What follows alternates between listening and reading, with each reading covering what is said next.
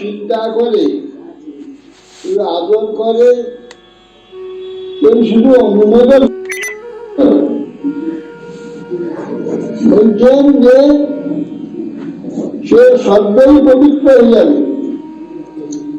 দেবদ্রোহী নিঃস্বদ্রোহী দেখতে হয়, তথাপি পবিত্র হয়ে যাবে। শ্রীমদ ভাগবত কলিযুগে যত শাস্ত্র আছে সমস্ত শাস্ত্রের উপরেই শ্রীমদ ভাগবত প্রভাব বিস্তার করেছে। শ্রীমদ ভাগবতের উপরে অন্য কোন শাস্ত্র কলিযুগে নেই। হরিনামের উপরে অন্য কোন সাধন নেই। শাস্ত্রের মধ্যে শ্রীমদ ভাগবত ছাড়া অন্য কোন শাস্ত্র নেই। শ্রীমদ ভাগবতই কলিযুগের একমাত্র শাস্ত্র। ব্যাসোবাচ ইতি সম্প্রশ্ন সন্নিষ্ট বিপ্রাণাম রোম হর্ষণী প্রতিপূজ্য পতস্তেষাং প্রবুক্তম উপচক্রমে। ব্যাসদেব বলছেন যে সমস্ত ঋষিগণ প্রশ্ন করেছিলেন, 6টি প্রশ্ন করেছিলেন। ঋষিগণ সুত গোস্বামী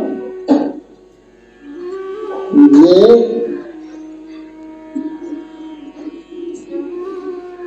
ভগবান কি উদ্দেশ্যে দেবকী বসুদেবের গৃহে আবির্ভূত হয়েছিল এবং ভগবান আবির্ভূত হয়ে কি কি করেছিলেন। সমস্ত শাস্ত্রের সার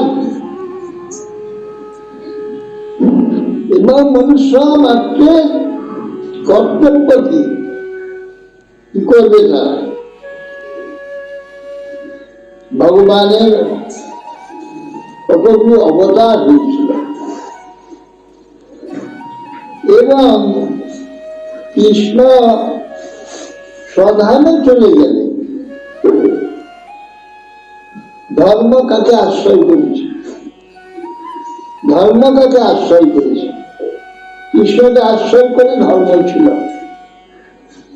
ধর্ম কাকে আশ্রয় করে এখন আছে? 6টি প্রশ্ন। সমস্ত শাস্ত্রের সার কি? মনুষ্য জীবনের জন্মের জীবনের কর্তব্য কি? ভগবান কি জন্য অবতীর্ণ হয়েছিলেন? কতদিন ছিলেন? কি কি করেছিলেন? ভগবান অবতার কথা, ভগবান কতদিন এখানে ছিলেন এবং কৃষ্ণ অবলম্বন করে সমস্ত ধর্ম যে কৃষ্ণ তিনি চলে ধর্মকার পালন দিয়েছে। 6টি প্রশ্ন। এই প্রশ্নের উত্তরে শ্রীমদ ভাগবত সম্পূর্ণ ভাগবত কীর্তন হয়েছে।